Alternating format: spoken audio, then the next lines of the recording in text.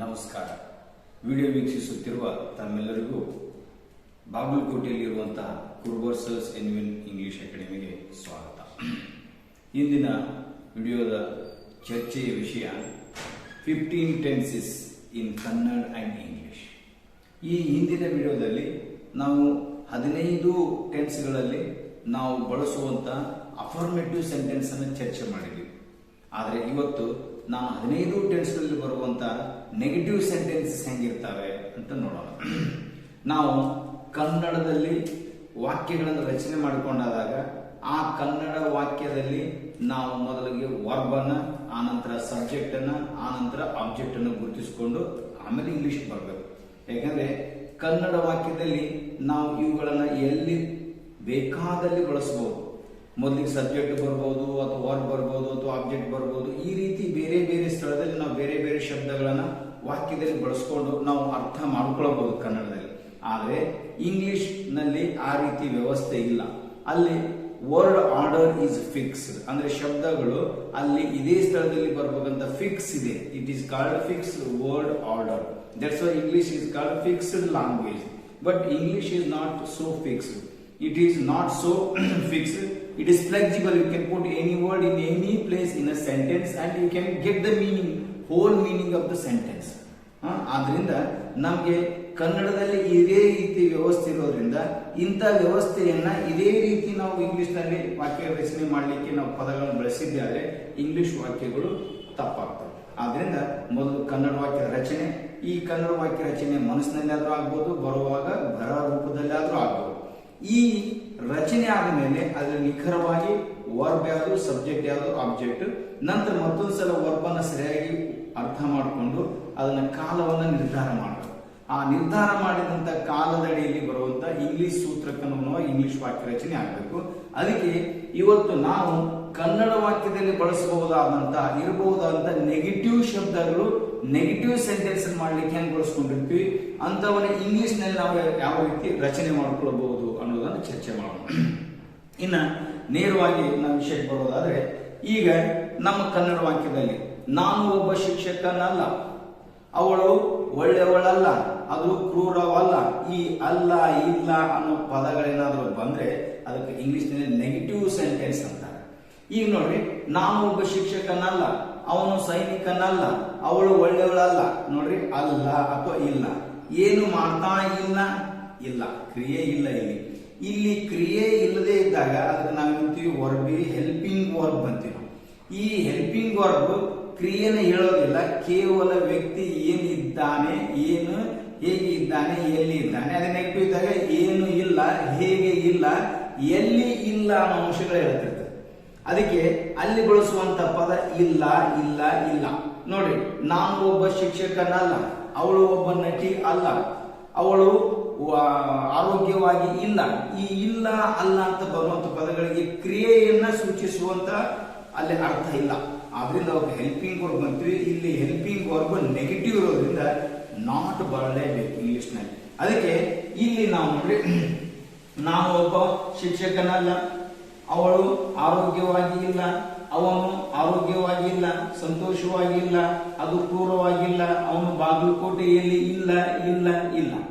ಈ ರೀತಿ ಇಲ್ಲ ಅಂತ ಬಂದಾಗ ಅದಕ್ಕೆ ನಾವು ಇಂಗ್ಲಿಷ್ ನಲ್ಲಿ ನಾಟ್ ಅಂತೀವಿ. ಆ ನಾಟ್ ಯಾವತ್ತೂ ನೆನ್ಪಿಟ್ಕೊಳ್ಳಿ, ಇಂಗ್ಲಿಷ್ ನಲ್ಲಿ ಹೆಲ್ಪಿಂಗ್ ವರ್ಬ್ ಪಕ್ಕದಲ್ಲೇ ಬರಬೇಕು. ಇದು ನೆನ್ಪಿಟ್ಕೊಳ್ಳಿ. ನಾಟ್ ಅಂದ್ರೆ ಇಲ್ಲ ಅಂತ ಮೀನಿಂಗ್ ಇದ್ರೂ ಕೂಡ ಅದು ಇಲ್ಲ ಮೀನಿಂಗ್ ಖಡಾಖಂಡಿತವಾಗಿ ಸ್ಪಷ್ಟವಾಗಿ ಕೊಡ್ಬೇಕಾದ್ರೆ ಅದನ್ನ ಹೆಲ್ಪಿಂಗ್ ವರ್ಬ್ ಪಕ್ಕದಲ್ಲೇ ಇಡಬೇಕು. ಈ ಹೆಲ್ಪಿಂಗ್ ವರ್ಬ್ ಪಕ್ಕದಲ್ಲೇ ಬರಬೇಕು. ಮತ್ತು ಹೆಲ್ಪಿಂಗ್ ವರ್ಬ್ ಇಲ್ಲದೇ ನೇರವಾಗಿ ನಾವು ನಾಟ್ ಬಳಸಿದ್ರೆ ಇಂಗ್ಲಿಷ್ ವಾಕ್ಯ ತಪ್ಪು.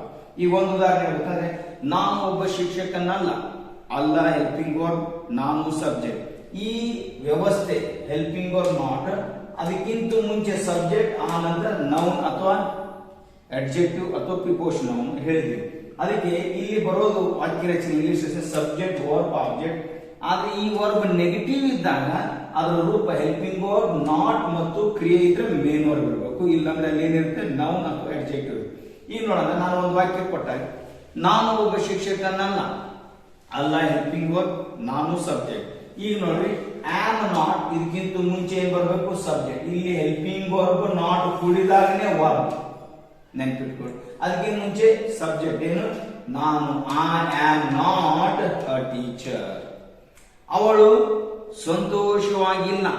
ಹೇಗೆ ಇಲ್ಲ, ಸಂತೋಷವಾಗಿ ಇಲ್ಲ. ಈಸ್ ನಾಟ್ ಇದು ವರ್ಬ್. ಅದಕ್ಕೆ ಮುಂಚೆ ಸಬ್ಜೆಕ್ಟ್ ಅವಳು ಶಿ ಈಸ್ ನಾಟ್ ಹ್ಯಾಪಿ, ಸಂತೋಷವಾಗಿಲ್ಲ. ನೀವು ಬುದ್ಧಿವಂತರಲ್ಲ, ನೀವು ಬುದ್ಧಿವಂತರಿಲ್ಲ. ಇಲ್ಲ, are not helping verb, not ಬರಲೇಬೇಕು. ಅದಕ್ಕಿಂತ ಮುಂಚೆ subject you are not wise. ಇದು ಈ ರೀತಿ ಸ್ಥಿತಿಯನ್ನ ಹೇಳುವಾಗ ನಾವು ನೆಗೆಟಿವ್ ಪದಗಳನ್ನ ಈ ರೀತಿ ಕನ್ನಡದಲ್ಲಿ ಬಳಸಿದಾಗ ಅದಕ್ಕೆ ನಾವು ಪ್ರೆಸೆಂಟ್ ಟೆನ್ಸ್ ಅಂತೀವಿ. ನಾವು ಇಲ್ಲ ಅಂದ್ರೆ ಇರುವಿಕೆಯನ್ನ ನೆಗೆಟಿವ್ ರೂಪದಲ್ಲಿ ಇಲ್ಲ. ನಾನು ಶಿಕ್ಷಕನಲ್ಲ, ಅವನು ಸೈನಿಕನಲ್ಲ, ಅವಳು ಸಂತೋಷವಾಗಿ ಇಲ್ಲ. ಇದು ಸ್ಥಿತಿ, ನೆಗೆಟಿವ್ ಸ್ಥಿತಿ. ಇದಕ್ಕೆ ನಾವು ಪ್ರೆಸೆಂಟ್ ಟೆನ್ಸ್ ಅಂತೀವಿ. ಈ ರೀತಿ ನೆಗೆಟಿವ್ ವಾಕ್ಯಗಳನ್ನು ಬಳಸಬೇಕಾದ ಇಂಗ್ಲಿಷ್ ನಲ್ಲಿ ನಾಟ್ ಬಳಸಲೇಬೇಕು. ಅದು ಯಾವತ್ತೂ ಹೆಲ್ಪಿಂಗ್ ವರ್ಬ್ ಪಕ್ಕದಲ್ಲಿ ಇರಬೇಕು. ಎರಡೂ ಕೂಡಿದಾಗನೇ ಇಲ್ಲ ಅಂತ ಮೀನಿಂಗ್, ಬರೀ ನಾಟ್ ಕಷ್ಟ ಮೀನಿಂಗ್ ಬರೋದಿಲ್ಲ. ಹೆಲ್ಪಿಂಗ್ ವರ್ಬ್ ನಾಟ್ ಬರಲೇಬೇಕು. ಎರಡೂ ಬಂದಾಗನೇ ಇಲ್ಲ. ನಾನು ಶಿಕ್ಷಕನಲ್ಲ, ಐ ನಾಟ್ ಟೀಚರ್. ವಾಕ್ಯ ತಪ್ಪು English. I am not a teacher, am not ಇಲ್ಲ, ಈಸ್ ನಾಟ್ ಇಲ್ಲ, ಆರ್ ನಾಟ್ ಇಲ್ಲ. ಇದು ಸ್ಥಿತಿಯನ್ನು ತೋರಿಸುವ. ಅದೇ ನೋಡ್ರಿ, ನಾನು ಕವನಗಳನ್ನು ಬರೆಯುವುದಿಲ್ಲ, ನಾನು ಇಂಗ್ಲಿಷ್ ಬರೆಯುವುದಿಲ್ಲ, ನಾನು ಇಂದು ಬೆಂಗಳೂರಿಗೆ ಹೋಗುವುದಿಲ್ಲ. ಹೋಗುವುದಿಲ್ಲ ಅಂದ್ರೆ ಮುಂದೆ ನಡೆಯದೇ ಇರುವ ಕ್ರಿಯೆ. ಇದಕ್ಕೆ ನಾವು ಸಿಂಪಲ್ ಅಂತೀವಿ. ಇದು ಕ್ರಿಯೆ ಐತಿ. ಇಲ್ಲಿ ಎಂತ ಕ್ರಿಯೆ ಐತಿ? ಬರೆಯುವುದಿಲ್ಲ, ಬರೆಯೋ ಕ್ರಿಯೆ ಇಲ್ಲ. ಅವಾಗ ಇಲ್ಲ ನಾಟ್ ಬರಲೇಬೇಕು. ಆ ನಾಟ್ ಯಾವತ್ತು ಹೆಲ್ಪಿಂಗ್ ವರ್ಬ್ ಪಕ್ಕದಲ್ಲಿ ಇರಬೇಕು. ಇದು ಕ್ರಿಯೆಯನ್ನ ಸೂಚಿಸೋದ್ರಿಂದ ಮೇನ್ ವರ್ಬ್ ಮಾಡಬೇಕು. ಇದು ನೆನಪಿಟ್ಕೊಳ್ಳೋ. ಇವು ಮೂರು ಪದಗಳು ಕೂಡಿದಾಗ ಡು ನಾಟ್ ರೈಟ್, ಬರೆಯುವುದಿಲ್ಲ. ನಾನು ಬರೆಯುವುದಿಲ್ಲ, ಡು ನಾಟ್ ರೈಟ್. ಯಾರು ಬರೆಯುವುದಿಲ್ಲ? ನಾನು. I do not right. ಏನನ್ನು ಬರೆಯುವುದಿಲ್ಲ? ಕಥೆಗಳನ್ನು ಬರೆಯುವುದಿಲ್ಲ, ಇಂಗ್ಲಿಷ್ ಬರೆಯುವುದಿಲ್ಲ. I do not right stories, I do not write English. ಬೇಕಾದ್ರೆ ಮಾಡ್ಕೊಳ್ಬೋದು. ನೋಡ್ರಿ, ನೀವು ಇಂಗ್ಲಿಷ್ ಅನ್ನು ಬರೆಯುವುದಿಲ್ಲ, ಬರೆಯುವುದಿಲ್ಲ ನೆಗೆಟಿವ್. ನೋಡ್ರಿ, ಡು ನಾಟ್ ರೈಟ್. ನೋಡ್ರಿ, ರೈಟ್ ಬರೇ. ಈ ಮೇನ್ ವರ್ಬಿಗೆ ಇದು ಸಹಾಯಕ ಕ್ರಿಯಾಪದ. ಇದು ಡೂ ಅಂದ್ರೆ ಮಾಡು ಅನ್ನೋ ಮೀನಿಂಗ್ ಇರೋದಿಲ್ಲ. ಅದು ಸಹಾಯಕ ಕ್ರಿಯಾಪದದಿಂದ ಮೂರೂ ಕೂಡಿದಾಗ ಡು ನಾಟ್ ರೈಟ್, ಬರೆಯುವುದಿಲ್ಲ. ಅವನು ಕವನಗಳನ್ನು ಬರೆಯುವುದಿಲ್ಲ, ಡಸ್ ನಾಟ್ ರೈಟ್. ಇದು ನೆನಪಿಡಬೇಕು. ಇಲ್ಲಿ ಸಿಂಪಲ್ ವರ್ಬ್ಸ್ ನಲ್ಲಿ ಬಳಸುವಂತ ಹೆಲ್ಪಿಂಗ್ ವರ್ಬ್ಸ್ ಡೂ ಮತ್ತು ಡಸ್. ಈ ಡೂ ಸಬ್ಜೆಕ್ಟ್ ಪ್ಲೂರಲ್ ಇದ್ದಾಗ ತಗೊಳ್ಬೇಕು, ಸಿಂಗುಲರ್ ಇದ್ದಾಗ ಡಸ್ ತಗೊಳ್ಬೇಕು. ಅವಾಗ ಏನಂತ? Does not right, do not right, do not right. ನಮ್ಮ ಕನ್ನಡ ವಾಕ್ಯದಲ್ಲಿ ಅವನು ಇಂದು ಬೆಂಗಳೂರಿಗೆ ಹೋಗುವುದಿಲ್ಲ, ಇಲ್ಲ ಬಂದ್ಬಿಡ್ತು. ಹೋಗುವುದಿಲ್ಲ, ಯಾವಾಗ? ಮುಂದೆ ಹೋಗ. ಹೋಗುವುದಿಲ್ಲ, ಮುಂದೆ ಹೋಗುವುದಿಲ್ಲ, ಮುಂದೆ ನಡೆಯದೇ ಇರುವ ಕ್ರಿಯೆ. ಸಿಂಪಲ್ ಪ್ರೆಸೆಂಟ್ ನಿರ್ಧಾರ ಮಾಡ್ಕೋಬೇಕು. ಅಲ್ಲಿ ಹೋಗುವುದಿಲ್ಲ, ಹೋಗು, ಗೋ. ಇಲ್ಲ, ನಾಟ್ ಹೆಲ್ಪಿಂಗ್ ವರ್ಬ್ ಪಕ್ಕದಲ್ಲಿ ಇರಬೇಕು. Do not go. ಅವನು ಬೆಂಗಳೂರಿಗೆ ಹೋಗುವುದಿಲ್ಲ, ಡಸ್ ನಾಟ್ ಗೋ. ನೀನು ಇಂಗ್ಲಿಷ್ ಕಲಿಯುವುದಿಲ್ಲ, ಕಲಿಯುವುದಿಲ್ಲ, ಡು ನಾಟ್. ಈ ಡೂ ಅಥವಾ ಡಸ್ ಬರೋದು ಸಬ್ಜೆಕ್ಟ್ ಅನ್ನ ನೋಡ್ಕೊಂಡು. ಸಬ್ಜೆಕ್ಟ್ ಪ್ಲೂರಲ್ ಇದ್ದಾಗ ಡು ನಾಟ್, ಸಿಂಗುಲರ್ ಇದ್ದಾಗ ಡಸ್ ನಾಟ್. ಇದನ್ನ ನೆನಪಿಟ್ಕೋ. ಇದು ನಂತರ ಮೊದಲಿಗೆ ಸಬ್ಜೆಕ್ಟ್, ಆ ನಂತರ ಆಬ್ಜೆಕ್ಟ್. ಇದು ಸಿಂಪಲ್ ಟೆಕ್ನಿಕ್. ಈ ರೀತಿ ನಾವು ಕನ್ನಡದಲ್ಲಿ ಬರೇ ಅನ್ನೋ ಕ್ರಿಯಾಪದ ಪದವಾಗಿ ಬೇಕಾದ ಕ್ರಿಯಾಪದ ಹಾಕಿರು. ನೋಡಿ, ಕಲಿಯುವುದಿಲ್ಲ ಇದೇ ಬರ್ಬೇಕು. ಸಿಂಪಲ್ ಪ್ರೆಸೆಂಟ್ ಟೆನ್ಸ್ ಅನ್ಬೇಕಾದ್ರೆ ಕಲಿಯುವುದಿಲ್ಲ, ನೀನು ಕಲಿಯುವುದಿಲ್ಲ, ಅವನು ಕಲಿಯುವುದಿಲ್ಲ, ಅವಳು ಕಲಿಯುವುದಿಲ್ಲ. English do not learn, do not learn, does not learn. Fix ಇದೆ. ಇದು ಚೇಂಜ್ ಮಾಡಕ್ ಆಗೋದಿಲ್ಲ. ಏನ್ ಚೇಂಜ್ ಮಾಡಬಹುದು? ಬರೇ ಅನ್ನೋ ಸ್ಥಳದಲ್ಲಿ ಬೇರೆ ಕ್ರಿಯಾಪದ ಹಾಕೋಬಹುದು. ನಾನು ಹಣ್ಣುಗಳನ್ನು ತಿನ್ನುವುದಿಲ್ಲ, ತಿನ್ನುವುದಿಲ್ಲ, ತಿನ್ನು. ಈಟ್ ಇಲ್ಲ, not helping verb do, do not eat. ನೀನು ಹಣ್ಣುಗಳನ್ನು ತಿನ್ನುವುದಿಲ್ಲ, ಡು ನಾಟ್ ಈಟ್. ಅವಳು ಹಣ್ಣುಗಳನ್ನು ತಿನ್ನುವುದಿಲ್ಲ, ಡಸ್ ನಾಟ್ ಈಟ್. ಇಷ್ಟು ನೆನಪಿಟ್ಕೊಂಡು ಮುಗಿ. ಇದು ಫಿಕ್ಸ್ ಇದೆ. ಇದಕ್ಕಿಂತ ಮುಂಚೆ ಸಬ್ಜೆಕ್ಟ್, ಇದರ ನಂತರದಲ್ಲಿ ಆಬ್ಜೆಕ್ಟ್. ಡು ನಾಟ್ ರೈಟ್ ಏನು? English. You do not write English, I do not write English, she does not write English. ಬೇಕಾದಂತ ವಾಕ್ಯಗಳನ್ನು ಮಾಡ್ಕೊಳ್ಬಹುದು. ಈ ರೀತಿ ಮುಂದೆ ನಡೆಯದೇ ಇರುವ ಕ್ರಿಯೆ, ಅದಕ್ಕೆ ಸಿಂಪಲ್ ಪ್ರೆಸೆಂಟ್ ಟೆನ್ಸ್ ಅಂತೀವಿ, ನೆಗೆಟಿವ್ ಸೆಂಟೆನ್ಸ್ ಅಂತೀವಿ. ಅದೇ ನೋಡ್ರಿ, ನಾನು ಈಗ ಕವನಗಳನ್ನು ಬರೆಯುತ್ತಿಲ್ಲ, ಅವರು ಈಗ ಕ್ರಿಕೆಟ್ ಆಡುತ್ತಿಲ್ಲ, ಆಡ್ತಾ. ಕಂಟಿನ್ಯೂಸ್ ಇಲ್ಲ, ನೆಗೆಟಿವ್ ಸೆಂಟೆನ್ಸ್. ಈ ನೆಗೆಟಿವ್ ಅನ್ಕೊಳ್ಳಿ, ಏನ್ ಬರಲೇಬೇಕು? ನಾಟ್ ಬರಲೇಬೇಕು. ಅದು ಹೆಲ್ಪಿಂಗ್ ವರ್ಬ್ ಪಕ್ಕದಲ್ಲಿ ಬರಬೇಕು. ನಂತರ ಕಂಟಿನ್ಯೂಸ್ ಇರೋದ್ರಿಂದ ಕ್ರಿಯೆನ ಸೂಚಿಸಿದ ಮೇನ್ ವರ್ಬ್ ಬರಬೇಕು. ಆ ಕ್ರಿಯೆ ನಡೀತಾ ಇದೆ ಕಂಟಿನ್ಯೂಸ್ ING ಹಚ್ಚಬೇಕು. ಬರೆಯುತ್ತಿಲ್ಲ ಬರೆ ರೈಟ್, ತಾ ಬರಿತಾ ING, ಇಲ್ಲ ಆಮ್ ನಾಟ್ ರೈಟಿಂಗ್ ಬರೆಯುತ್ತಿಲ್ಲ ಬರೆಯಾಕತ್ತಿಲ್ಲ. ಬರೆಯುತ್ತಿಲ್ಲ ನೀನು ಕವನಗಳನ್ನು ಬರೆಯುತ್ತಿಲ್ಲ ಈಗ. Are not writing. ಈ ಆರ್ ಯಾಕೆ ಬರುತ್ತೆ? ಸಬ್ಜೆಕ್ಟ್ ಯು ಅಥವಾ ದೇ ಪ್ಲೂರಲ್ ಇದ್ದಾಗ, ವಿ ಯು ದೇ ಪ್ಲೂರಲ್ ಇದ್ದಾಗ, ಐ ಇದ್ದಾಗ ಆಮ್ ಫಿಕ್ಸ್, ಸಿಂಗುಲರ್ ಇದ್ದಾಗ ಈಸ್. ಅವನು ಈಗ ಕವನಗಳನ್ನು ಬರೆಯುತ್ತಿಲ್ಲ ಬರೀತಾ ಇಲ್ಲ. Is not writing. ಯಾರು? ಅವನು. Is not writing. ಅವಳು. She is not writing. ಅವರು ಬರೆಯುತ್ತಿಲ್ಲ. They are not writing. ನಾನು ಬರೆಯುತ್ತಿಲ್ಲ. I am not writing. ಇದು ಫಿಕ್ಸ್ ಇದೆ. ಆಮ್ ನಾಟ್ ರೈಟಿಂಗ್ ನಾನು ಇದ್ದಾಗ, ನೀನು ನೀವು ಅವರು ಆರ್ ನಾಟ್, ಅವನು ಅವಳು ಅದು ಸಿಂಗುಲರ್ ಥರ್ಡ್ ಪರ್ಸನ್ ಸಿಂಗುಲರ್ ಇದ್ದಾಗ ಈಸ್ ನಾಟ್. ಇದಕ್ಕಿಂತ ಮುಂಚೆ ಸಬ್ಜೆಕ್ಟ್, ಇದರ ನಂತರ ಆಬ್ಜೆಕ್ಟ್. ಇಷ್ಟು ಫಿಕ್ಸ್ ಮಾಡ್ಕೊಂಡ್ಬಿಟ್ರೆ ಇಂಗ್ಲಿಷ್ ದಿಂದ ನಾವು ಕನ್ನಡಕ್ಕೆ, ಕನ್ನಡದಿಂದ ಇಂಗ್ಲಿಷ್ ನಾವು ಸರಳವಾಗಿ ರಚನೆ ಮಾಡಲಿಕ್ಕೆ, ಅನುವಾದ ಮಾಡ್ಕೊಳ್ಳಿಕ್ಕೆ ಪ್ರಯತ್ನ ಮಾಡಬಹುದು. ಬರೆಯುತ್ತಿಲ್ಲ ಇದೇ ಸ್ಥಳದಲ್ಲಿ ಬೇಕಾದ ಹೊರಬೇಕು. ಕಲಿಯುತ್ತಿಲ್ಲನೇ ಆಗಬೇಕು, ಕಂಟಿನ್ಯೂಸ್. ಕಲಿತಾ ಇಲ್ಲ. ಅವರು ಕ್ರಿಕೆಟ್ ಆಡುತ್ತಿಲ್ಲ. ಅವಳು ಈಗ ಟಿವಿ ನೋಡುತ್ತಿಲ್ಲ, ನೋಡ್ತಾ ಇಲ್ಲ. Continuous negative sentence. Present continuous negative sentence. ಹಾಗೆ ನೋಡ್ರಿ, ಬರೆದಿಲ್ಲ. ನಾನು ಇಂದು ಕವನಗಳನ್ನು ಬರೆದಿಲ್ಲ. ನಾನು ಇಂದು ಮನೆಗೆಲಸವನ್ನು ಮಾಡಿಲ್ಲ. ಅವನು ಇಂದು ಬೆಂಗಳೂರಿಗೆ ಹೋಗಿಲ್ಲ. ಅವಳು ಇನ್ನೂ ನನಗೆ ಹಣವನ್ನು ಕೊಟ್ಟಿಲ್ಲ. ಕೊಟ್ಟು ಇಲ್ಲ ಅಂದ್ರೆ ಕೊಡುವ ಕ್ರಿಯೆ ಪೂರ್ಣ ಆಗಿಲ್ಲ.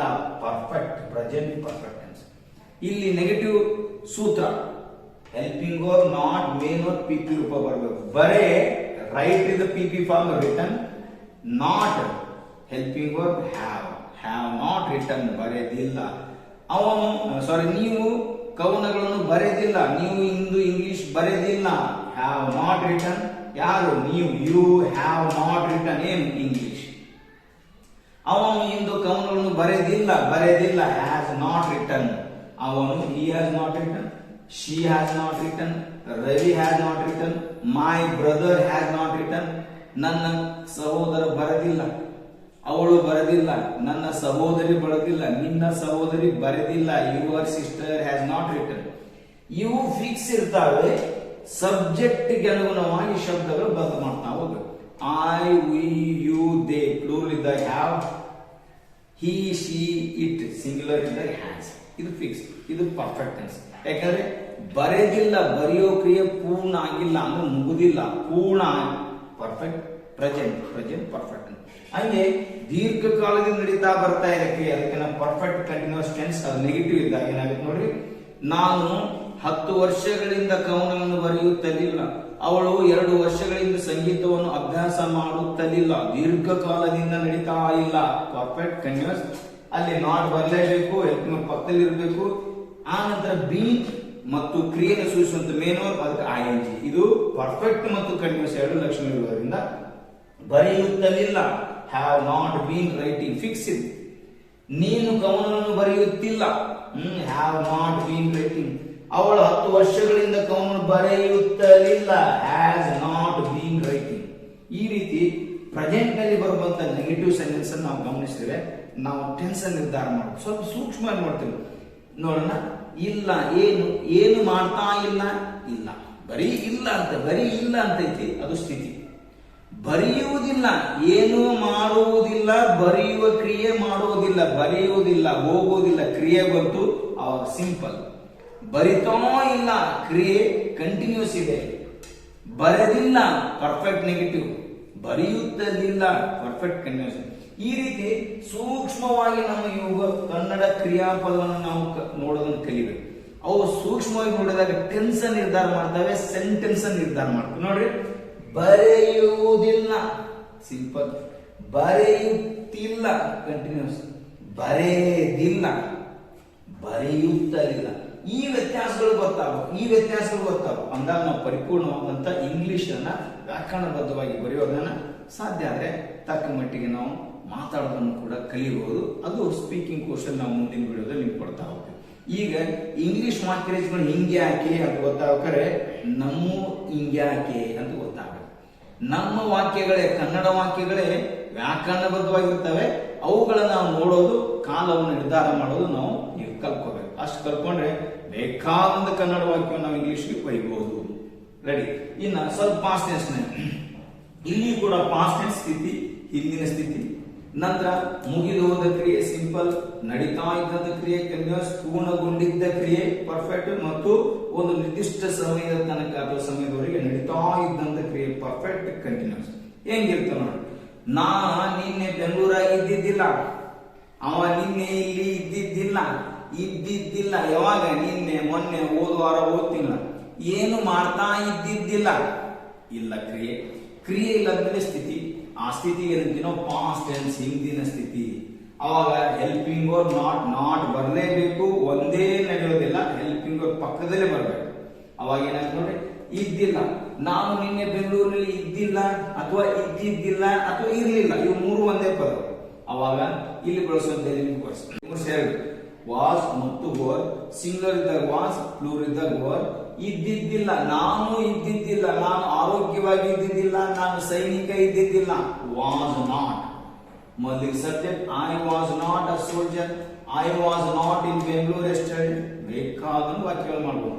ಇದು ಮುಖ್ಯ. ವರ್ಬ್ ಅನ್ನ ಕಂಡುಹಿಡ್ಕೊಂಡು ಅದು ಯಾವ ಟೆನ್ಸ್ ನಲ್ಲಿ ಇದೆ ಅಂತ ನಿರ್ಧಾರ ಮಾಡೋದು ನಾವು ಈಗ ಸದ್ಯದಲ್ಲಿ ಇರುವಂತಹ ಒಂದು ದೊಡ್ಡ ಸವಾಲು. ನಮಗೆ ಕನ್ನಡ ವಾಕ್ಯನ ನೋಡ್ಕೊಳ್ಳುವಂತಹ ಒಂದು ಅಭ್ಯಾಸ, ಒಂದು ಕ್ರಮವನ್ನು ನಾವು ರೂಢಿ ಮಾಡಿಕೊಂಡಿದ್ದೆ ಆದರೆ ವ್ಯಾಕರಣಬದ್ಧವಾದ ಇಂಗ್ಲಿಷ್ ವಾಕ್ಯಗಳನ್ನ ನಾವು ನಿಸ್ಸಂದೇಹವಾಗಿಯೂ ತಪ್ಪಿಲ್ಲದೇನೆ ಬರೀಬಹುದು. ನೋಡಿ, ನೀನು ನಿನ್ನೆ ಇಲ್ಲಿ ಇದ್ದಿದ್ದಿಲ್ಲ, ಇರಲಿಲ್ಲ. Were not. ಯಾರು ಇದ್ದಿದ್ದಿಲ್ಲ? ನೀನು. You were not here yesterday. ಹೇಳ್ತಾ ಇದ್ದೀನಿ, ವರ್ಬ್ ನೆಗೆಟಿವ್ ಇರೋದ್ರಿಂದ ಆ ನೆಗೆಟಿವ್ ವರ್ಬ್ ನಂತರ ಸಬ್ಜೆಕ್ಟ್ ನಂತರ ವರ್ಬ್ ನಂತರ ಆಬ್ಜೆಕ್ಟ್. ಅವಳು ನಿನ್ನೆ ಇಲ್ಲಿ ಇದ್ದಿದ್ದಿಲ್ಲ, ಇರಲಿಲ್ಲ. She was not here. Was not ಇದ್ದಿಲ್ಲ, ವರ್ ನಾಟ್ ಇದ್ದಿಲ್ಲ, ವಾಸ್ ನಾಟ್ ಇದ್ದಿಲ್ಲ. ಬರೀ ಇರುವಿಕೆಯನ್ನ ನೆಗೆಟಿವ್ ಅರ್ಥದಲ್ಲಿ ಹೇಳ್ತಾ ಇದೆ. ಇಲ್ಲಿ ಕ್ರಿಯೆ ಇಲ್ಲ. ನಾನು ಇಂಗ್ಲಿಷ್ ಕಲಿಯುತ್ತಿದ್ದಿಲ್ಲ, ನಾನು ಆಗ ಅಲ್ಲಿ ವಾಸಿಸುತ್ತಿದ್ದಿಲ್ಲ ಅನ್ನೋ ಕ್ರಿಯೆ ಇಲ್ಲ. ಈ ರೀತಿ ಕ್ರಿಯೆ ಇರದೇ ಇದ್ದಾಗ, ಕೇವಲ ಸ್ಥಿತಿ ಇದ್ದಾಗ ಇವೇ ಪದಗಳು ಇದ್ದಿಲ್ಲ, ಇರಲಿಲ್ಲ. ಈ ಪದಗಳು ಬಂದ್ರೆ ಅಲ್ಲಿ ಕ್ರಿಯೆ ಇಲ್ಲ ಅನ್ಸಿದ್ರೆ ಅದು ಸ್ಥಿತಿ, ಹಿಂದಿನ ಸ್ಥಿತಿ, ಅದು ಪಾಸ್ಟ್ ಟೆನ್ಸ್. ಇಂಗ್ಲಿಷ್ ನಲ್ಲಿ ಫಿಕ್ಸ್ ಹೆಲ್ಪಿಂಗ್ ವರ್ಬ್ ನಾಟ್. ಮತ್ತೆ ಈ ಹೆಲ್ಪಿಂಗ್ ವರ್ಬ್ ನಾಟ್ ಕೂಡಿದಾಗ ಒಂದು ಕಾರಣ, ವಾಸ್ ನಾಟ್ ಇದ್ದಿಲ್ಲ, ವರ್ ನಾಟ್ ಇದ್ದಿಲ್ಲ, ವಾಸ್ ನಾಟ್ ಇದ್ದಿಲ್ಲ. ಸೇಮ್ ಅದೇ ನೋಡಿ, ಅವ ನಿನ್ನೆ ಬೆಂಗಳೂರು ಹೋಗ್ಲಿಲ್ಲ. ನಡೆಯದೇ ಇರೋ ಕ್ರಿಯೆ. ಹೋದನು ಅಫರ್ಮೇಟಿವ್, ಹೋಗ್ಲಿಲ್ಲ ನೆಗೆಟಿವ್. ಏನು ಮಾಡಲಿಲ್ಲ? ಹೋಗುವ ಕ್ರಿಯೆ ಮಾಡಲಿಲ್ಲ. ಇಲ್ಲಿ ಕ್ರಿಯೆಯ ನೆಗೆಟಿವ್ ಮೀನಿಂಗ್ ಇರೋದ್ರಿಂದ ಏನ್ ಬರಬೇಕು? ನಾಟ್. ಹೆಲ್ಪಿಂಗ್ ವರ್ಬ್ ಪಕ್ಕದಲ್ಲಿ ಇರಲೇಬೇಕು. ಆದ್ರೆ ಅಲ್ಲಿ ಕ್ರಿಯೆಯನ್ನು ಸೂಚಿಸಿದ್ರೆ ಕ್ರಿಯಾಪದ ಮೇನ್ ವರ್ಬ್ ಬರಬೇಕು. ಬರೆಯಲಿಲ್ಲ, ಡಿಡ್ ನಾಟ್ ರೈಟ್. ಅಲ್ಲಿ ಬಳಸುವಂತ ಸಿಂಪಲ್ ಪಾಸ್ಟ್ ಟೆನ್ಸ್ ನಲ್ಲಿ ಬಳಸುವಂತ ಹೆಲ್ಪಿಂಗ್ ವರ್ಬ್ ಒಂದೇ ಒಂದು ಡಿಡ್. ಸಬ್ಜೆಕ್ಟ್ ಸಿಂಗಲ್ ಇದ್ರು ಡಿಡ್, ಪ್ಲೂರಲ್ ಇದ್ರು ಡಿಡ್. ಈಗ ನೋಡಿ, ನೀನು ನಿನ್ನೆ ಪತ್ರವನ್ನು ಬರೆಯಲಿಲ್ಲ, ಡಿಡ್ ನಾಟ್ ರೈಟ್. ಬರೆಯಲಿಲ್ಲ. ಯಾರು ಬರೆಯಲಿಲ್ಲ? ನೀನು. You did not write. ಅವನು ನಿನ್ನೆ ಪತ್ರವನ್ನು ಬರೆಯಲಿಲ್ಲ, ಅವನು ನಿನ್ನೆ ಇಂಗ್ಲಿಷ್ ಬರೆಯಲಿಲ್ಲ, ಡಿಡ್ ನಾಟ್ ರೈಟ್. ಯಾರು? ಅವನು ಬರೆಯಲಿಲ್ಲ, ಹಿ ಡಿಡ್ ನಾಟ್ ರೈಟ್. ಏನು ಬರೆಯಲಿಲ್ಲ? ಪತ್ರವನ್ನು ಬರೆಯಲಿಲ್ಲ, ಇಂಗ್ಲಿಷ್ ಬರೆಯಲಿಲ್ಲ, ಮನೆಗೆಲಸ ಬರೆಯಲಿಲ್ಲ, ಅರ್ಜಿಯನ್ನು ಬರೆಯಲಿಲ್ಲ. ಏನಾಯ್ತು? ಹಿ ಡಿಡ್ ನಾಟ್ ರೈಟ್ ಇಂಗ್ಲಿಷ್ ಅಷ್ಟೇ. ಈ ರೀತಿ ನಡೆಯದೇ ಇರೋ ಕ್ರಿಯೆ ನಡೆಯಿತು, ನಡೆದು ಹೋಯಿತು, ಸಿಂಪಲ್ ಪಾಸ್ಟ್ ಟೆನ್ಸ್, ಅದರ ನೆಗೆಟಿವ್. ಬರೆದೇನು ಅಫರ್ಮೇಟಿವ್, ಬರೆಯಲಿಲ್ಲ. ಹೋದೆನು ಹೋಗಲಿಲ್ಲ. ಬಂದನು ಅಫರ್ಮೇಟಿವ್, ಬರಲಿಲ್ಲ ನೆಗೆಟಿವ್. ಇದು ಬರೆದೇನು ಮುಗಿದು ಹೋದ ಕ್ರಿಯೆ ಸಿಂಪಲ್ ಪಾಸ್ಟ್ ಟೆನ್ಸ್. ಅಲ್ಲಿ ಮುಗಿಯಲಿಲ್ಲ, ಅವಾಗ ಏನಿದ್ದೀನೋ ಇಲ್ಲ. ಬರೆಯಲಿಲ್ಲ, ಹೋಗಲಿಲ್ಲ, ಕೊಡಲಿಲ್ಲ, ನೋಡಲಿಲ್ಲ, ಬರಲಿಲ್ಲ, ಗೆಲ್ಲಲಿಲ್ಲ. ಸೇಮ್. ಡಿಡ್ ನಾಟ್ ರೈಟ್, ಬರೆಯಲಿಲ್ಲ. ಡಿಡ್ ನಾಟ್ ವಿನ್, ಗೆಲ್ಲಲಿಲ್ಲ. ಡಿಡ್ ನಾಟ್ ಕಮ್, ಬರಲಿಲ್ಲ. ಡಿಡ್ ನಾಟ್ ಗೋ, ಹೋಗಲಿಲ್ಲ. ಬೇಕಾದ ನೋಡ್ರಿ, ಈ ಬರೆ ಸ್ಥಳದಲ್ಲಿ ನೀವು ಬೇಕಾದ ಬೇರೆ ಬೇರೆ ವರ್ಬನ್ ಹಾಕಿದ್ರು ಇದು fix. Did not write, did not go, did not come, did not write. ಬೇಕಾದ you can take any verb. ಅದೇ ನೋಡ್ರಿ, ಅವರು ನಿನ್ನೆ ಅಲ್ಲಿ ಕ್ರಿಕೆಟ್ ಆಡಾಕತ್ತಿದ್ದಿಲ್ಲ. ನಾವು ಓದೆ ಆದ್ರೆ ಅವರು ಆಡಾಕತ್ತಿದ್ದಿಲ್ಲ, ಆಡ್ತಾ ಕಂಟಿನ್ಯೂಸ್ ಇದ್ದಿಲ್ಲ, ನೆಗೆಟಿವ್ ಇದ್ದಿಲ್ಲ, ಪಾಸ್ಟ್ ಕಂಟಿನ್ಯೂಸ್ ಟೆನ್ಸ್. ನಾವು ಬರೀ ಕನ್ನಡ ಪದಗಳನ್ನ, ಕ್ರಿಯಾಪದಗಳನ್ನ ಮತ್ತು ಹೆಲ್ಪಿಂಗ್ ವರ್ಬ್ ಅನ್ನ ಸರಿಯಾಗಿ ನೋಡೋದನ್ನ ಕಲಿತ್ರೆ ನಮ್ಮ ಟೆನ್ಸ್ ನಿರ್ಧಾರ ಆಗೋದು ಸರಳ. ಆ ಟೆನ್ಸ್ ನಿರ್ಧಾರ ಆಗೋದೇನೆ ನಮ್ಗೆ ಇರುವಂತ ದೊಡ್ಡ ಸವಾಲು. ನಾವು ಪದೇ ಪದೇ ಹೇಳ್ತೀವಿ, ನಮ್ಮ ಕನ್ನಡ ಪದಗಳ ಒತ್ತಕ್ಷರ, ದೀರ್ಘಾಕ್ಷರ ಸೂಕ್ಷ್ಮವಾಗಿ ಸ್ಪಷ್ಟವಾಗಿ ನೋಡೋದನ್ನ ಕಲಿತ್ರೆ ನಮಗೆ ಕಾಲ ನಿರ್ಧಾರ ಆಗುತ್ತೆ. ಕಾಲ ನಿರ್ಧಾರ ಆಯ್ತು, ಆ ಕಾಲದಡಿಯಲ್ಲಿ ಬರುವಂತ ಸೂತ್ರಗಳನ್ನು ಕೊಡ್ತೀವಿ ನಾವು. ಈ ಎಲ್ಲಾ ಟೆನ್ಸ್ ಒಂದೊಂದು ವಿಡಿಯೋ ಈಗಾಗಲೇ ಬಿಟ್ಟಿದೀವಿ ನಾವು, ದಯವಿಟ್ಟು ನೋಡ್ರಿ. ಸುಮ್ಮನೆ ಒಂದು ಚಾರ್ಟ್ ನಲ್ಲಿ ಇಂಗ್ಲಿಷ್ ಕಲಿಯಕ್ಕೆ ಆಗೋದಿಲ್ಲ, ಒಂದು ವಿಡಿಯೋ ನೋಡಿದ್ರೆ. ಇದಕ್ಕೆ ಪೂರ್ವ ತಯಾರಾಗಿ ಸಾಕಷ್ಟು ವಿಡಿಯೋ ಬಿಟ್ಟಿದ್ದೀನಿ ನಾನು. ಅವುಗಳನ್ನು ಯಾವ ಕ್ರಮದಲ್ಲಿ ನೀವು ನೋಡ್ಬೇಕು ಅನ್ನೋಕೆ ನಾನು ಇದನ್ನೆಲ್ಲ ಹೇಳ್ತಾ ಇದ್ದೀನಿ. ನೀವು ಪಾಸ್ಟ್ ಟೆನ್ಸ್ ಚಾಲೂ ಮಾಡಿದ್ರೆ ಸಿಂಪಲ್ ಪಾಸ್ಟ್ ಟೆನ್ಸ್, ಆನಂತರ ಕಂಟಿನ್ಯೂಸ್, ಆನಂತರ ಪರ್ಫೆಕ್ಟ್, ಆಮೇಲೆ ಪರ್ಫೆಕ್ಟ್ ಕಂಟಿನ್ಯೂಸ್, ಆಮೇಲೆ ಮತ್ತೆ ಪಾಸ್ಟ್ ಟೆನ್ಸ್, ಮತ್ತೆ ನೆಗೆಟಿವ್, ಅಫರ್ಮೇಟಿವ್. ಇದರ ಮೇಲೇನೆ 9 ವಿಡಿಯೋಗಳು. ಇದು ಕಠಿಣವಾದಂತ ಪರಿಶ್ರಮ. ನಾವು ಇಂಗ್ಲಿಷ್ ಕಲೀಲಿಕ್ಕೆ ಪರಿಶ್ರಮ ಆಗ್ತಿದ್ದೀವಿ, ಆದ್ರೆ ಇಂಗ್ಲಿಷ್ ಬರ್ತಾ ಇಲ್ಲ. ಆದ್ರೆ ಈ ಕ್ರಮದಲ್ಲಿ ನೀವು ನಮ್ಮ ವಿಡಿಯೋಗಳು ನೋಡ್ತಾ, ನೀವು ಪೆನ್ ತೆಗೆದುಕೊಂಡು ನೀವು ಪುಸ್ತಕದಲ್ಲಿ ನಾನು ಹೇಳೋದನ್ನ ಬರಿತಾ ನೋಡ್ತಾ ನೀವು ಪ್ರಾಕ್ಟೀಸ್ ಮಾಡಿದ್ದಾರೆ, ಸುಮಾರು 1 ಅಥವಾ 2 ತಿಂಗಳಲ್ಲಿ ನೀವು ಖಂಡಿತವಾಗಿ ಇಂಗ್ಲಿಷ್ ಕಲಿತೀರಿ. ಕೊನೆಗೆ ಕಲಿಯಬಲ್ಲೆ, ಇಂಗ್ಲಿಷ್ ತಳ್ಳಿದೆ ಅನ್ನೋ ಒಂದು ಭರವಸೆ, ಒಂದು ಆಶೆನಾದ್ರೂ ನಿಮ್ಮಲ್ಲಿ ಮೂಡುತ್ತೆ. ಇದಕ್ಕೆ ಪೂರ್ವಕವಾಗಿ ನಮ್ಮ ಆಫ್ಲೈನ್ ಕ್ಲಾಸ್ ನೀವು ಬೇಕಾದ್ರೆ ಬಾಗಲಕೋಟೆಯಲ್ಲಿ ತಗೊಳ್ಬಹುದು. ಆದ್ರೆ ಇದರ ಮೇಲೆ ನೀವು ಸ್ವಲ್ಪ ಶ್ರಮ ಪಟ್ರೆ ಖಂಡಿತವಾಗಿ ಇಂಗ್ಲಿಷ್ ಕಲಿಯಬಹುದು. ಇನ್ನು ನೋಡಿ, ಬರೆಯುತ್ತಿದ್ದಿಲ್ಲ, ಬರಿತಾ ಇದ್ದಿದ್ದಿಲ್ಲ, ವಾಸ್ ನಾಟ್ ರೈಟಿಂಗ್. ನೀನು ಆಗ ಕವನಗಳನ್ನು ಬರೆಯುತ್ತಿದ್ದಿಲ್ಲ, ವರ್ ನಾಟ್ ರೈಟಿಂಗ್. ಅವನು ಆಗ ಕವನಗಳನ್ನು ಬರೆಯುತ್ತಿದ್ದಿಲ್ಲ, was not writing, past continuous. ಬರಿತಾ ಇದ್ದಿಲ್ಲ, ಬರಿತಾ ಕ್ರಿಯೆ, ಅದಕ್ಕೆ helping verb, not main or ING, past continuous. ಹಾಗೆ ನೋಡ್ರಿ, ನಾನು ನಿನ್ನೆ ಈ ಕವನವನ್ನು ಬರೆದಿದ್ದಿಲ್ಲ, ಅವ ನಿನ್ನೆ ಬೆಂಗಳೂರಿಗೆ ಹೋಗಿದ್ದಿಲ್ಲ, ಆಕಿ ನಿನ್ನೆ ನಮ್ಮ ಮನೆಗೆ ಬಂದಿದ್ದಿಲ್ಲ. ಬರುವ ಕ್ರಿಯೆ ಪೂರ್ಣ ಆಗಿದ್ದಿಲ್ಲ, ಪಾಸ್ಟ್ ಪರ್ಫೆಕ್ಟ್. ಬರೆದಿದ್ದಿಲ್ಲ, had not written, main or PP form, not ಬರಲೇಬೇಕು, ಹೆಲ್ಪಿಂಗ್ ವರ್ಬ್ ಪಕ್ಕದಲ್ಲಿ ಇಡಲೇಬೇಕು. ಬರೆದಿದ್ದಿಲ್ಲ, ನೀನು ಈ ಕವನವನ್ನು ನಿನ್ನೆ ಬರೆದಿದ್ದಿಲ್ಲ, ಯು ಹ್ಯಾಡ್ ನಾಟ್ ರಿಟರ್ನ್. ಬರೆದಿದ್ದಿಲ್ಲ, ಹ್ಯಾಡ್ ನಾಟ್ ರಿಟರ್ನ್. ಅವಳು ಬರೆದಿದ್ದಿಲ್ಲ, had not written, she had not written. ಅವನು ಬರೆದಿದ್ದಿಲ್ಲ, ಹಿ ಹ್ಯಾಡ್ ನಾಟ್ ರಿಟರ್ನ್. ಏನನ್ನು ಬರೆದಿದ್ದಿಲ್ಲ? ಅರ್ಜಿಯನ್ನು. ಅವನು ನಿನ್ನೆ ಈ ಅರ್ಜಿಯನ್ನು ಬರೆದಿದ್ದಿಲ್ಲ, ಹ್ಯಾಡ್ ನಾಟ್ ರಿಟರ್ನ್. ಯಾರು? ಅವನು, ಹಿ ಹ್ಯಾಡ್ ನಾಟ್ ಏನನ್ನ? ಅರ್ಜಿ, application. He had not return this application yesterday. ಇದು ಪಾಸ್ಟ್ ಪರ್ಫೆಕ್ಟ್ ಟೆನ್ಸ್. ಅದೇ ರೀತಿ ನಾವು ದೀರ್ಘಕಾಲದವರೆಗೆ ಮಾಡ್ತಾ ಇದ್ದಿದ್ದಿಲ್ಲ. ನಾವು 1947 ತನಕ ಬ್ರಿಟಿಷರಿಗೆ ವಿರುದ್ಧವಾಗಿ ನಾವು ಯಾವ ಕೆಲಸವನ್ನು ಮಾಡುತ್ತಿರಲಿಲ್ಲ. ನಾವು ಬ್ರಿಟಿಷ್ ಸರ್ಕಾರವನ್ನು ವಿರೋಧಿಸುತ್ತಲಿದ್ದಿಲ್ಲ. ಆ ಕ್ರಿಯೆ ಅಲ್ಲಿ ತನಕ, ಆ ಸಮಯ ತನಕ ನಡೀತಾ ಇದ್ದಿದ್ದಿಲ್ಲ. ಅದಕ್ಕೆ ಬರೆಯುತ್ತಲಿದ್ದಿಲ್ಲ. ಎಲ್ಲಿವರೆಗೆ? ನಿನ್ನೆ ತನಕ, 10 ವರ್ಷಗಳವರೆಗೆ. ಈಗ ಒಂದು ನಿರ್ದಿಷ್ಟ ಕಾಲದ ತನಕ ನಡೀತಾ ಇದ್ದಿದ್ದಿಲ್ಲ, ಪರ್ಫೆಕ್ಟ್ ಕಂಟಿನ್ಯೂಸ್ ಟೆನ್ಸ್. ಯಾವ perfect? Past perfect continuous tense. ಬರೆಯುತ್ತಲಿದ್ದಿಲ್ಲ, ಹ್ಯಾಡ್ ನಾಟ್ ಬೀನ್ ರೈಟಿಂಗ್.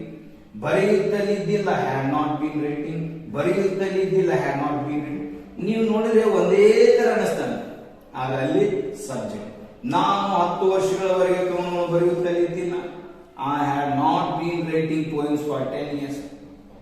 ನೀನು 2 ವರ್ಷಗಳವರೆಗೆ ಸಂಗೀತವನ್ನು ಅಭ್ಯಾಸ ಮಾಡುತ್ತಲಿದ್ದಿಲ್ಲ, 2 ವರ್ಷ ತನಕ ನೀನು ಅಭ್ಯಾಸ ಮಾಡುತ್ತಲಿದ್ದಿಲ್ಲ. You had not been practising music for 2 years. ನಾವು 1947 ತನಕ ಬ್ರಿಟಿಷರನ್ನು ವಿರೋಧಿಸುತ್ತಲಿದ್ದಿಲ್ಲ. We had not been opposing the British since 1947.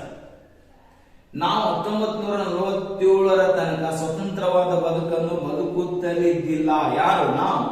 We had not been living a free life since 1947. ಇದಕ್ಕೆ ಪರ್ಫೆಕ್ಟ್ ಕಂಟಿನ್ಯೂಸ್. ಈ ರೀತಿ ನಾವು ಒಟ್ಟಾರೆ ಪಾಸ್ಟ್ ಟೆನ್ಸ್ ನಲ್ಲಿ ಬರಬಹುದಾದಂತ ನೆಗೆಟಿವ್ ಸೆಂಟೆನ್ಸ್ ನೋಡಿ. ಅದು ಸ್ಥಿತಿಯನ್ನು ಹೇಳಿಕೆ ಅಥವಾ ಕ್ರಿಯೆಯನ್ನು ಹೇಳಿಕೆ, ನಡೀತಾ ಇದ್ದಂತ ಕ್ರಿಯೆ, ಪೂರ್ಣ ಆಗಿದ್ದ ಕ್ರಿಯೆ, ದೀರ್ಘಕಾಲದವರೆಗೆ ನಡೀತಾ ಇದ್ದಂತ ಕ್ರಿಯೆ.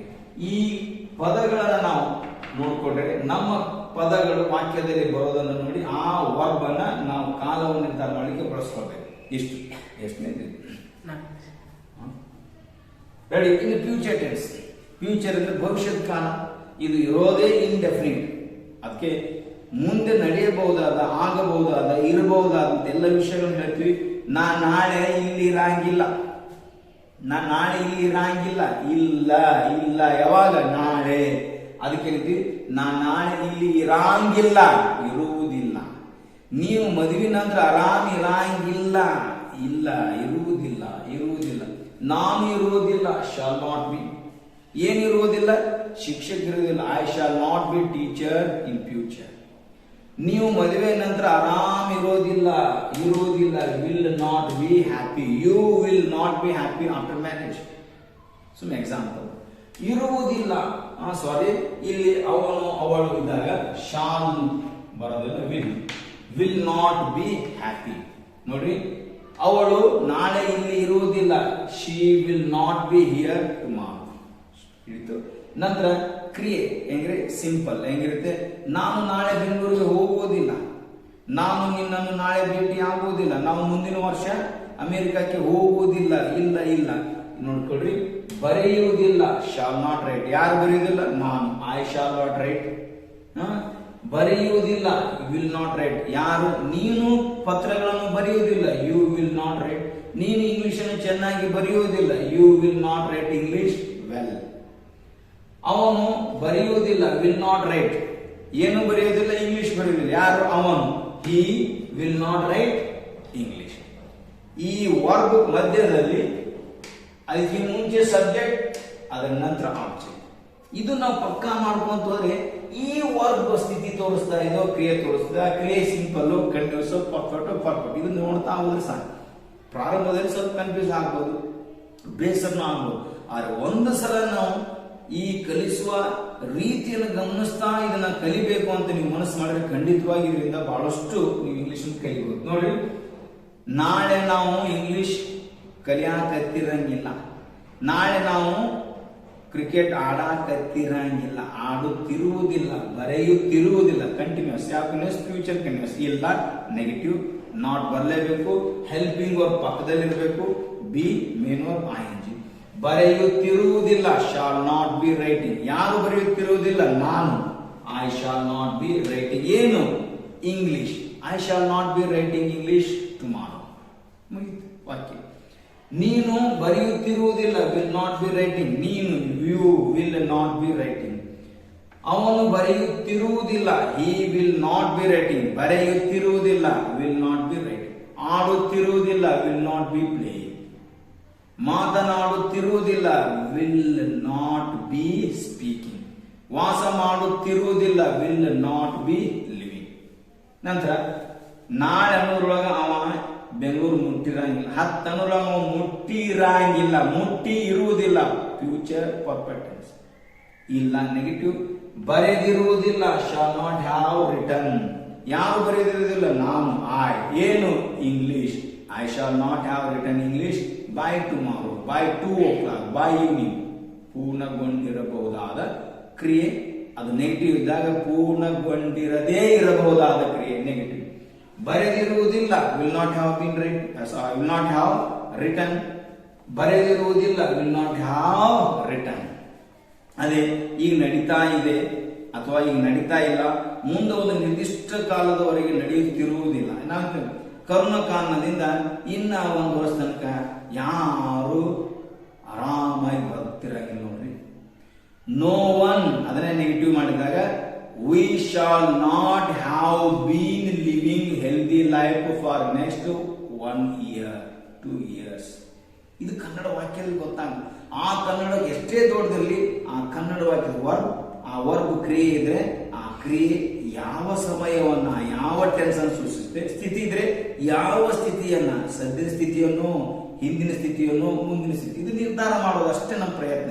ಅದಕ್ಕೆ ಬರೆಯುತ್ತಲಿರುವುದಿಲ್ಲ, shall not have been writing. ಬರೆಯುತ್ತಲಿರುವುದಿಲ್ಲ, will not have been writing. ಬರೆಯುತ್ತಲಿರುವುದಿಲ್ಲ, will not have been writing. ಈ ರೀತಿ ನಮ್ಮ ಯಾವುದೇ ಕನ್ನಡ ವಾಕ್ಯದಲ್ಲಿ ನೆಗೆಟಿವ್ ಅಂದ್ರೆ ಇಲ್ಲ ಅನ್ನೋ ಬಂದ್ರೆ ಆ ಇಲ್ಲ ಅನ್ನೋ ಪದನ ನೋಡ್ತಾ ಹೋದ್ರೆ ಅದು ಕ್ರಿಯೆಯನ್ನ ನಡೆಸುವುದಿಲ್ಲ. ಕ್ರಿಯೆ ಬಗ್ಗೆ ಇಲ್ಲ ಅನ್ನೋ ಅರ್ಥ ಹೇಳ್ತಾ ಇದ್ರೆ ಆ ಕ್ರಿಯೆ ಸಿಂಪಲ್ ಕಂಟಿನ್ಯೂಸ್ ಪರ್ಫೆಕ್ಟ್ ಮಾಡಬೇಕು. ಆಮೇಲೆ ಅದು ಪ್ರೆಸೆಂಟ್ ಪಾಸ್ಟ್ ಫ್ಯೂಚರ್ ಮಾಡಬೇಕು. ಇಲ್ಲ ಅಲ್ಲಿ ಕ್ರಿಯೆ ಇಲ್ಲ, ಕೇವಲ ಇಲ್ಲ ಅನ್ನೋ ಸ್ಥಿತಿ ಬಗ್ಗೆ ಇರುವಿಕೆ ಬಗ್ಗೆ ಇದೆ. ಅದಕ್ಕೆ ನೆಗೆಟಿವ್ ಇದ್ರೆ ಸ್ಥಿತಿ ಅದು ಪ್ರೆಸೆಂಟ್ ಇದೆಯೋ ಪಾಸ್ಟ್ ಇದೆಯೋ ಫ್ಯೂಚರ್ ನಾವು ನಿರ್ಧಾರ ಮಾಡ್ಬೋದು. ಇಷ್ಟು 3 ಸ್ಥಿತಿಗಳು, 3 ಸಿಂಪಲ್, 3 ಕಂಟಿನ್ಯೂಸ್, 3 ಪರ್ಫೆಕ್ಟ್, 3 ಪರ್ಫೆಕ್ಟ್. ಒಂದ್ಸಲ ವ್ಯತ್ಯಾಸ ನೋಡ್ಕೊಂಡು ಇಲ್ಲ, ಇದ್ದಿಲ್ಲ, ಇರುವುದಿಲ್ಲ. ಸ್ವಲ್ಪ ಗಮನಿಸ್ಬೇಕು. ಏನಾಗುತ್ತೆ ನೋಡಿ, ಇಲ್ಲ ನಾನು ಒಬ್ಬ ಸೈನಿಕ ಇಲ್ಲ, ಅಲ್ಲ I am not a soldier. ನಾನೊಬ್ಬ ಸೈನಿಕ ಇದ್ದಿಲ್ಲ, I was not a soldier. ನಾನು ಸೈನಿಕ ಇರುವುದಿಲ್ಲ, I shall not be a soldier. ನೋಡಿ, ಈ ಕನ್ನಡ ಪದಗಳ ವ್ಯತ್ಯಾಸ ಗೊತ್ತಾಗೋದು ಮುಖ್ಯ. ಇಲ್ಲ, ಇದ್ದಿಲ್ಲ, ಇರುವುದಿಲ್ಲ. ಇಲ್ಲ, ಇದ್ದಿಲ್ಲ, ಇರುವುದಿಲ್ಲ. ಸ್ಥಿತಿ 3 ಸ್ಥಿತಿ. ಇನ್ನು 3 ಸಿಂಪಲ್, ಬರೆಯುವುದಿಲ್ಲ, ಬರೆಯಲಿಲ್ಲ, ಬರೆಯುವುದಿಲ್ಲ. ಈ ಸಿಂಪಲ್ ಪ್ರೆಸೆಂಟ್ ನೆಗೆಟಿವ್ ಮತ್ತು ಸಿಂಪಲ್ ಫ್ಯೂಚರ್ ಟೆನ್ಸ್ ನೆಗೆಟಿವ್ ಕನ್ನಡದಲ್ಲಿ ಸೇಮ್. ಇವು ಅಷ್ಟು ಬಿಟ್ರೆ ನಾವು 15 ಒಂದು ಟೆನ್ಸ್ ನಲ್ಲಿ 4 ಸೆಂಟೆನ್ಸ್ ಅಂದ್ರೆ 15 ಟೆನ್ಸ್ 60 ಸೆಂಟೆನ್ಸ್. 60 ಸೆಂಟೆನ್ಸ್ ನಲ್ಲಿ ಈ ಕಾಲದಲ್ಲಿ ಬರುವಂತ ನೆಗೆಟಿವ್ ವಾಕ್ಯಗಳು ಮಾತ್ರ ಸೇಮ್ ಬರ್ತಾ ಬರೋದು. ಯಾವ ವಾಕ್ಯನೂ ಒಂದಕ್ಕೊಂದು ಸೇಮ್ ಬರೋದು ಭಿನ್ನವಾಗಿರುತ್ತೆ. ನೋಡ್ರಿ, ಬರೆಯುವುದಿಲ್ಲ ಡು ನಾಟ್ ರೈಟ್, ಬರೆಯಲಿಲ್ಲ ಡಿಡ್ ನಾಟ್ ರೈಟ್, ಬರೆಯುವುದಿಲ್ಲ ಶಾಲ್ ನಾಟ್ ರೈಟ್.